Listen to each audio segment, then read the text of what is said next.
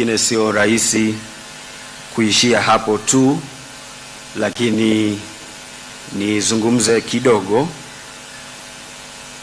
Alipata majeraha yaliyosababishwa na kupigwa sehemu mbalimbali za mwili wake. Hii ni kwa uthibitisho tulioupata kutoka kwa madaktari, vyombo vya usalama tuliokuwa nao kwa wakati huo, lakini pia sisi ndugu zake.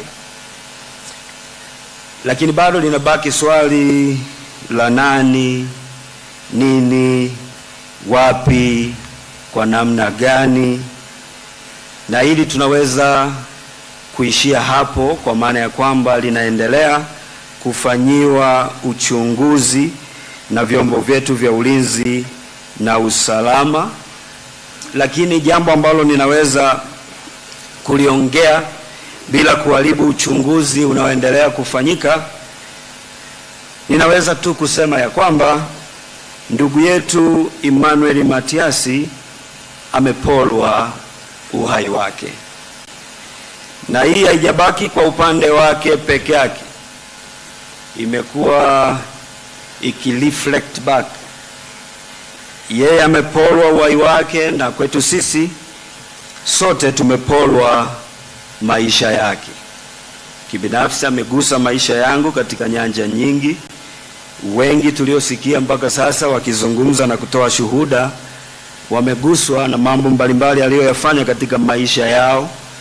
Kwa hiyo licha ya kuporwa uhai wake, sisi tumeporwa maisha yake kwetu.